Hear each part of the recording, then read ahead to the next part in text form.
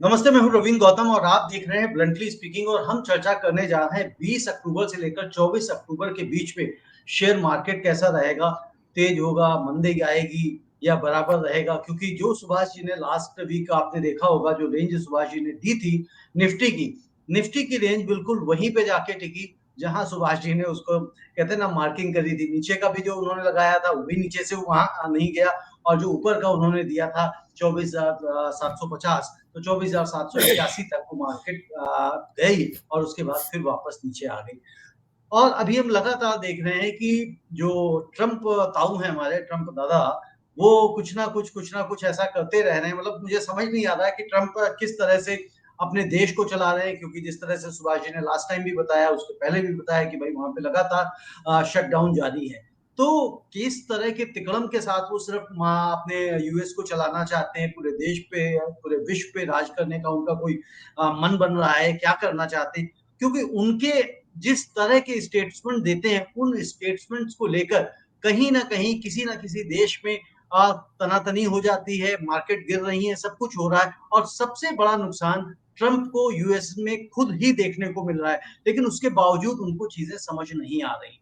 अब भारत में जिस तरह से भी रिजल्ट आने शुरू हुए हैं, क्वार्टर 2 के, क्वार्टर 3 के और भाई साहब क्वार्टर 3 के रिजल्ट हैं? Q2 के रिजल्ट है। क्वार्टर 2 के हैं, क्वार्टर 3 के तो जनवरी में आएँगे। जी, तो इस हिसाब से देखिए मार्केट में तेज़ी आई है, तो सुभाष जी से हम समझते हैं कि भाई जो नेक्स्ट है 20 से 24 तारीख, इसमें कितने दिन तो मार्केट खुला रहेगा, कितने दिन इस मार्केट में ट्रेड होगा और किस-किस दिन छुट्टी है और मार्केट कहाँ से कहाँ तक जाएगा। दूसरा जो चाँदी में भी जो बड़ी तेज़ी देखने को हमें मिली सोने के साथ-साथ में, तो उसमें क्या रुख आगे है, ये भी आज हम सुभाष जी से चाँदी के ऊपर भी एक क्वेश्चन रखना चाहेंगे। सुभाष जी आपका बहुत-बहुत स्वागत है। हाँ, धन्यवाद रविंदर जी। सभी व्यूवर्स का भी बहुत-बहुत धन्यवाद। आप शुरू में समराइज़ करते हो, मेरे ख्याल इन्वेस्टर्स को सारी बात पूरे पिछले वीक की समझ में आ जाती है। और हुँ, तो देखिए, पिछले वीक जैसे निफ्टी 50 25,710 पे क्लोज हुआ है और जी, बैंक निफ्टी हमारा 57,713 पर क्लोज हुआ है। एफआई की फिगर यदि देखें तो लास्ट 3 दिन बाइंग रही है, 2 दिन शुरुआत में सेलिंग थी। नेट के अंदर 587 करोड़ की इनकी सेलिंग रही है।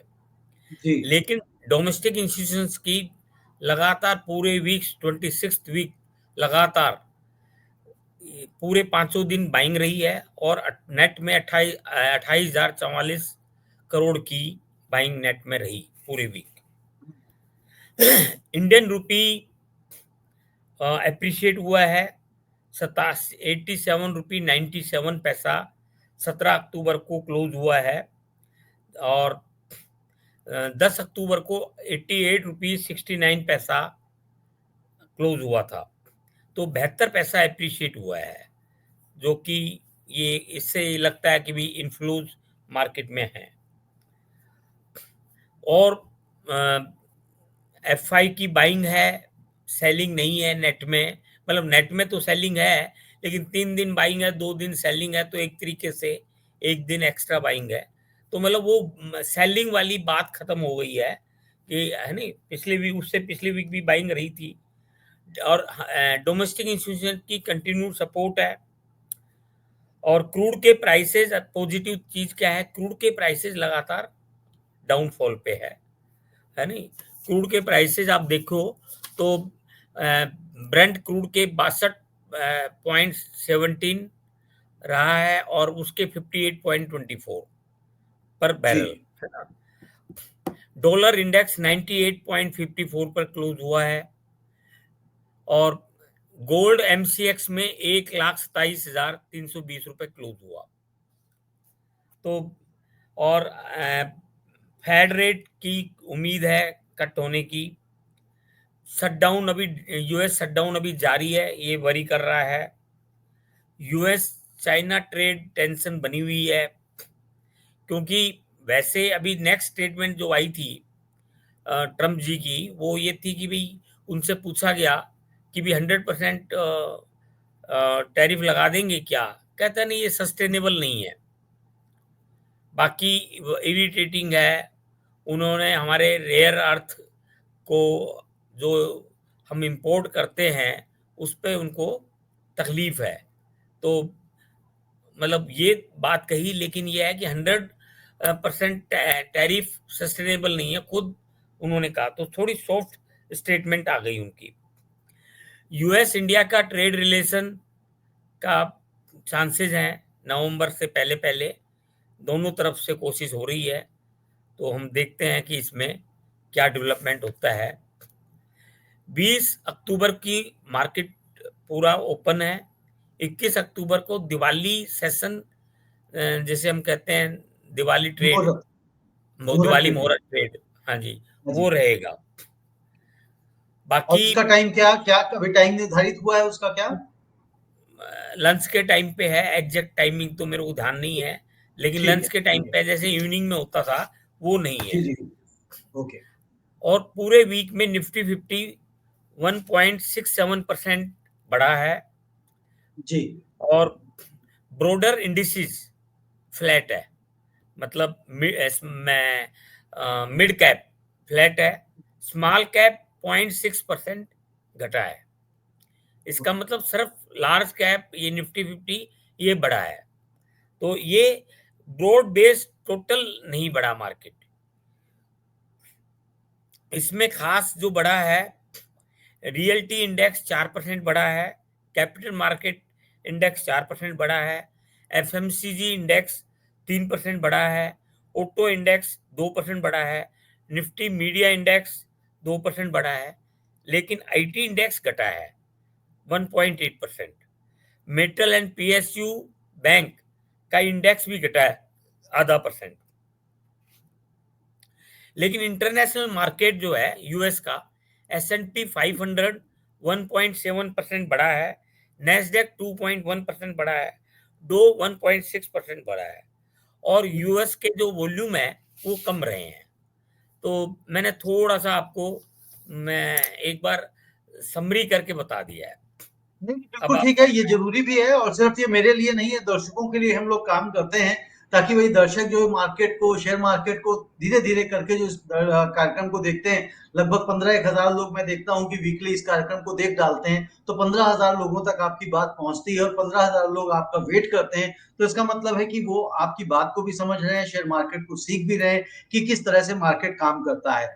अब सुभाष जी, हम ये समझना चाहेंगे कि जिस तरह से क्वार्टर टू के रिजल्ट्स आने शुरू हुए हैं और देखा जा रहा है कि क्वार्टर टू के रिजल्ट्स कुछ कंपनियों के अच्छे आ रहे हैं, तो ये क्वार्टर टू के रिजल्ट जो है मार्केट को किस तरह से ड्राइव कर सकते हैं और आपकी क्या एक्सपेक्टेशन है कि कौन कौन से के सेक्टर्स के और कौन कौन सी कंपनियों के रिजल्ट्स अच्छे आ सकते हैं और किन के रिजल्ट्स खराब आने की संभावना आप देख रहे हैं? देखिए नए मतलब अभी तक जो रिजल्ट्स आ रहे हैं, कुछ कंपनियों के अच्छे आ रहे हैं, कुछ के बीच के आ रहे हैं, कुछ के खराब आ रहे हैं, लेकिन ओवरऑल बेटर देन नॉर्मल आ रहे हैं। तो ये एक पॉजिटिव है। अभी हमारे नेक्स्ट वीक में कुछ डेटा आने हैं, इंपॉर्टेंट रिलीज ऑफ की इकोनॉमिक डाटा। यूएस इन्फ्लेशन का डाटा आना है, एम्प्लॉयमेंट का डाटा आना है, और इंडिया का पीएमआई फिगर आनी है, मैन्युफैक्चरिंग की और सर्विसेज की।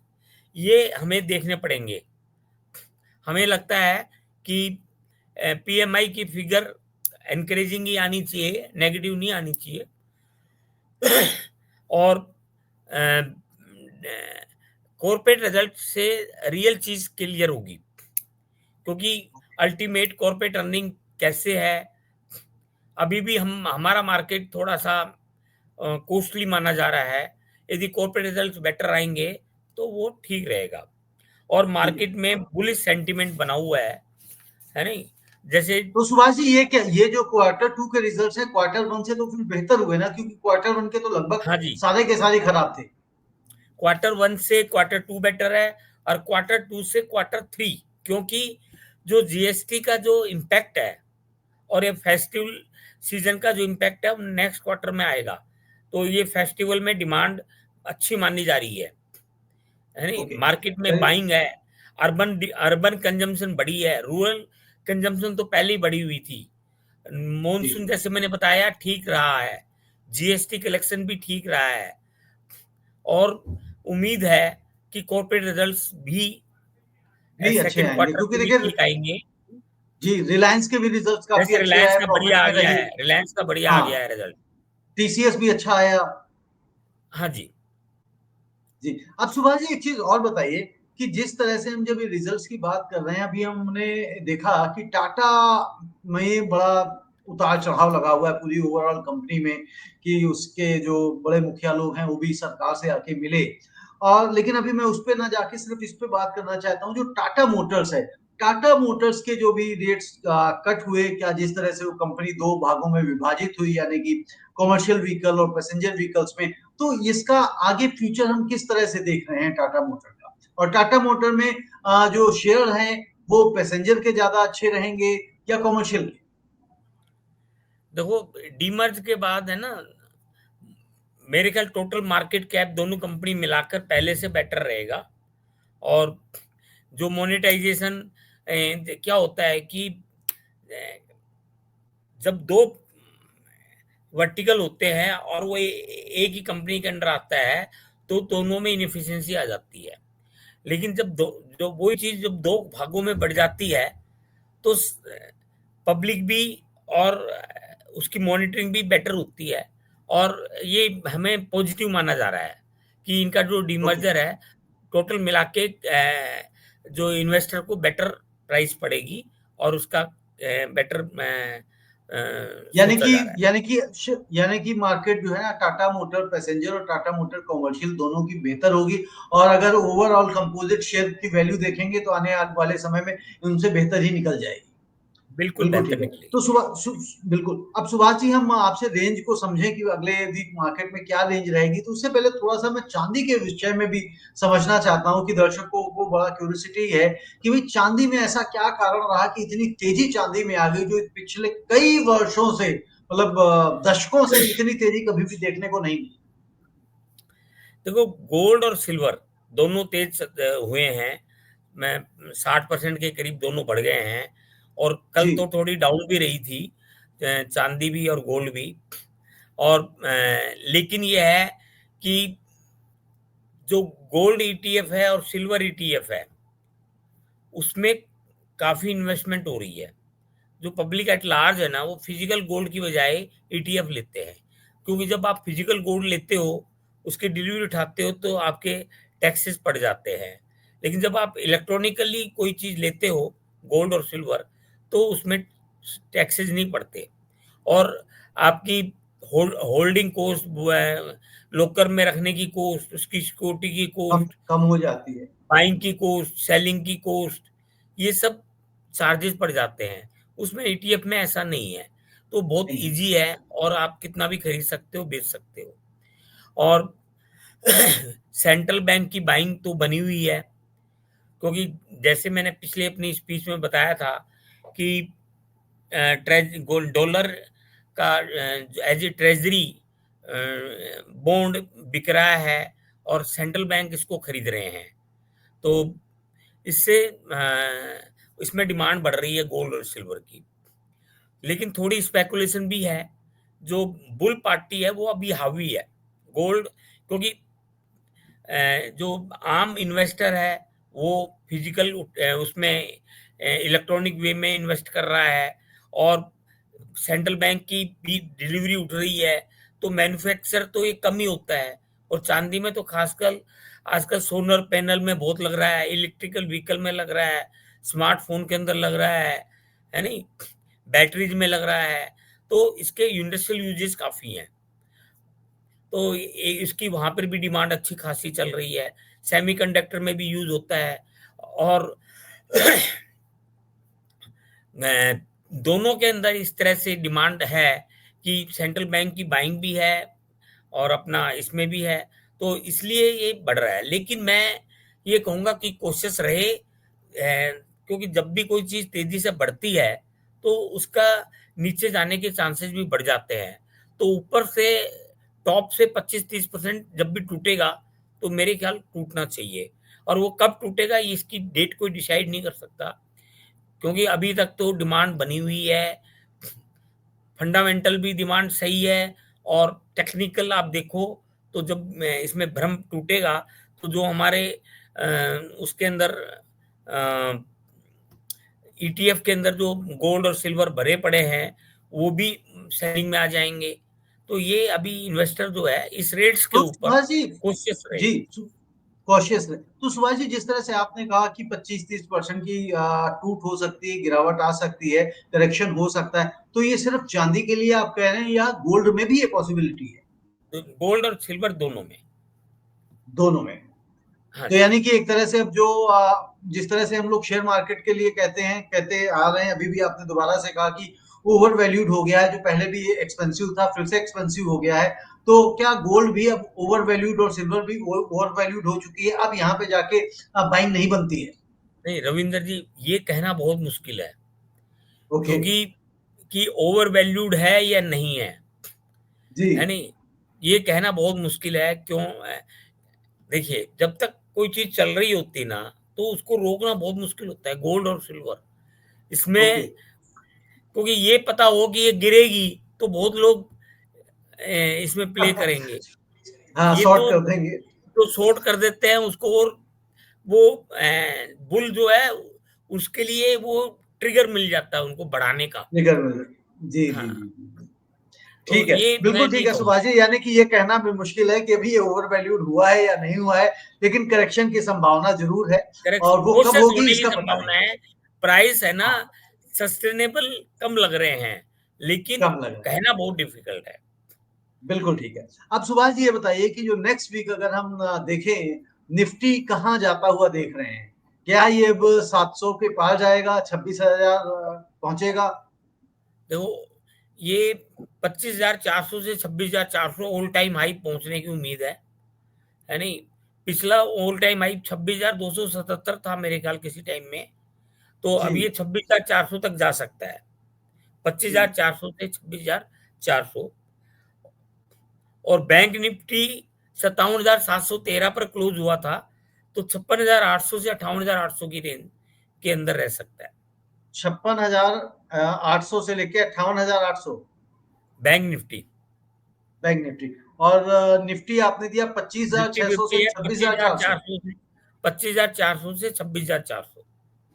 ओके। तो निफ्टी यानी कि आपको लग रहा है 25,400 से लेके 26,400 जा सकता है, और बैंक निफ्टी 56,800 से लेकर 58,800 जा सकता है। करेक्ट। और ये क्या निफ्टी 27,000 का हाई नहीं बनाया क्या इसने कभी? निफ्टी ने ना, हाँ, छब्बीस पच्चीस हजार हजार दो सौ सात सौ चौदह इक्यासी है। है जी। नहीं नहीं नहीं। निफ्टी ने 25,781 का हाई बनाया है। हाँ, वो तो इस बार वीक में बना है, 25,710 पर हाँ, क्लोज हुआ है। 710। बिल्कुल ठीक है। तो ये दर्शकों को मैं समझता हूँ जिसके लिए वो इंतज़ार करते हैं, कई बार बहुत सारे दर्शक कि भई रेंज क्या सुभाष जी दे रहे हैं, तो वो रेंज भी दर्शकों को मिल गई है कि भई निफ्टी 25,400 से लेके 26,400 के बीच में रह सकता है, और बैंक निफ्टी 56,800 से लेके 58,800 के बीच में। जिस तरह से सुभाष जी ने कहा, सिल्वर और गोल्ड को लेकर कॉशियस रहें, क्योंकि अब उसमें कभी भी करेक्शन आ सकती है, लेकिन करेक्शन कब आएगी? यहाँ पे ही आएगी या और ऊपर ले जाके फिर करेक्ट होगा मार्केट, उसका कहना अभी मुश्किल है। अच्छा, जिस तरह से वैसे डॉलर के मुकाबले रुपया कमजोर होता जा रहा है, बट पिछले हफ्ते हमने देखा, जिस तरह से आपने भी बताया कि रुपया मजबूत हुआ है, तो अब रुपये को लेके आप किस तरह से देख रहे हैं? और साथ के साथ जो बिर्क भी अपनी करेंसी लाना चाह रहे हैं, जिसे कहा गया है कि भाई मार्च 2026 तक वो ला सकते हैं, इंट्रोड्यूस कर सकते हैं, तो इन सब सिनारियों में जो डी डॉलराइजेशन की बात चल रही थी, तो उससे क्या मार्केट किस तरह से व्यवहार करेगा? देखो रविंदर जी, हमारा जो मेन एक्सपोर्ट था यूएस का, उस पर अभी क्लैरिटी नहीं बन पा रही है जब तक यूएस ट्रेड रिलेशंस क्लियर ना हो। तो जी। रुपी स्ट्रोंग होने के लिए जो एक डेफिसिट है, कि भाई वो एक्सपोर्ट कम हो जाएगा, उसका भरपाई होने में टाइम लगेगा, तो हमारा करंट अकाउंट डेफिसिट थोड़ा बढ़ेगा, तो इनफ्लो उस लेवल तक कम हो सकता है। तो रुपी अभी भी स्ट्रोंग ही है, ये 88 रुपए के लेवल तक, जी। मतलब डाउन नहीं है। जी। मतलब कंसीडरिंग वीजा फीस इतनी बढ़ा दी, सर्विस एक्सपोर्ट कम हो जाएगा, मर्चेंडाइज एक्सपोर्ट भी कम हो जाएगा, और उसके बावजूद भी रुपी हमारा स्टैंड कर रहा है। और तो ये कोई बहुत पॉजिटिव चीज़ है। और तो ये इसलिए, और आपने दूसरी की चीज़ क्या पूछी है आपने? मैं एक और चीज़ पूछना चाह रहा था, क्रूड ऑयल, क्योंकि क्रूड क्रूड ऑयल ऑयल जो है जिस ना, तरह से गिरता जा रहा है, तो मतलब ये कब तक गिरता रहेगा? जब तक अमेरिका शटडाउन रहेगा तब तक गिरेगा, हाँ, या हाँ, और भी कोई रीज़न है? यूएस, हाँ, यूएस शटडाउन का भी इम्पैक्ट है। और तो मतलब अब जैसे कंजम्पशन तो देखिए ना, वैसे चाइना का तो पिकअप हो रहा है। जी, चाइना का कंजम्पशन पिकअप हो रहा है, इंडिया का क्रूड की कंजम्पशन पिकअप हो रही है नहीं? लेकिन रसिया का एक्सपोर्ट पूरी तरह से मेंटेन्ड है, तो वो सप्लाई वो भी प्रॉपर है, कोई दिक्कत नहीं है।